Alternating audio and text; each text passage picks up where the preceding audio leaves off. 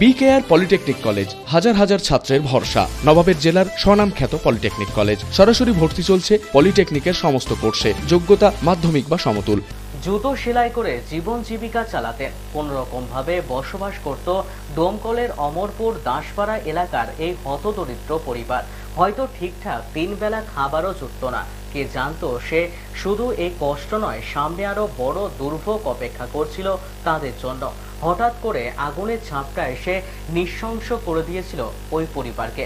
অসহায় পরিবারের দিকে কেউ তাকিয়েও দেখেনি। অবশেষে এক বেসরকারি সংস্থার কাছে খবর গেলে ঘর তৈরি করে দেওয়ার প্রতিশ্রুতি দেয়। 1 সপ্তাহের মধ্যে ভিত কেটে শুরু হয় ঘরের কাজ। আজ নতুন ঘরে প্রবেশ করেন মুক্তি দাস ও তার পরিবার।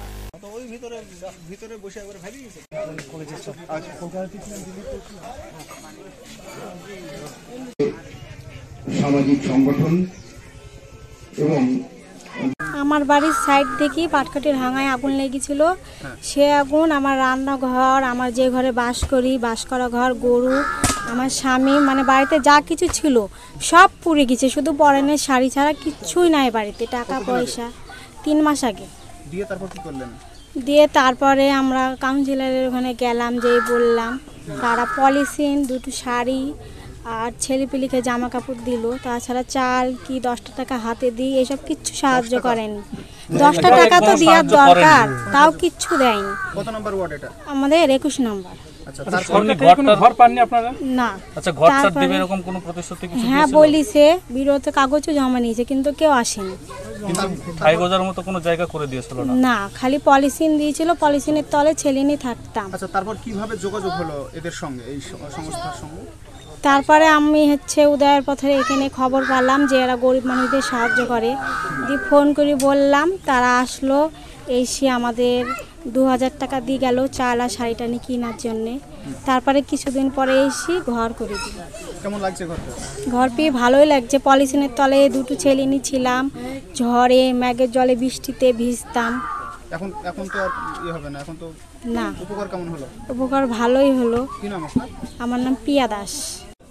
আজকে ডোমকল পৌরসভার 21 নম্বর ওয়ার্ডের অম্বরপুরের দাসপাড়ায় আমার এক ভাই মুক্তি দাস, তার আগুনে টোটাল বাড়ি পুড়ে নষ্ট হয়ে যায়। সেখানে কোনো জিনিসপত্রও ছিল না, একটা গরুও পুড়ে গেছে এবং নিজেও সে পুড়ে কিছুটা শারীরিকভাবে ক্ষতিগ্রস্ত হয়েছে। আমরা বিভিন্ন মাধ্যম দিয়ে খবর পাওয়াই আমার টোটাল টিমের মানুষকে দিয়ে বিষয়টা তদন্ত করে দেখলাম, সত্যিই একদম দরিদ্র সীমার নিচে বাস করে এবং খুব কষ্টে থাকে।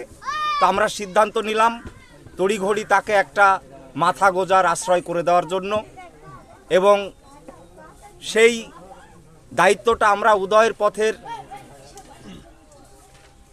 সাহায্যে, ফরিদ আনসারের সাহায্যে, তত্ত্বাবধানে তার মাথা গোজার ঠাঁই করে দিতে পেরে আমরা খুব গর্ববোধ করছি।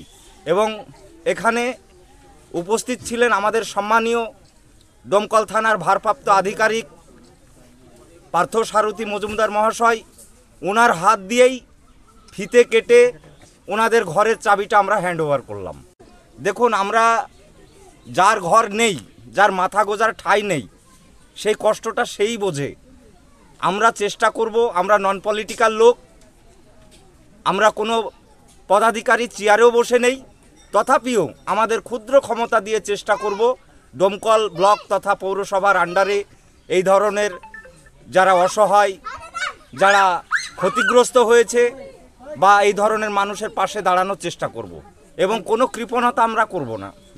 বিকেআর পলিটেকনিক কলেজ হাজার হাজার ছাত্রের ভরসা। নবাবের জেলার স্বনামখ্যাত পলিটেকনিক কলেজ। সরাসরি ভর্তি চলছে পলিটেকনিকের সমস্ত কোর্সে। যোগ্যতা মাধ্যমিক বা সমতুল। ভোকেশনালের ছাত্রছাত্রীরা 2য় বর্ষে সরাসরি ভর্তির সুযোগ পাবেন। কলেজের নিজস্ব হোস্টেল ও যাতায়াতের সুব্যবস্থা রয়েছে।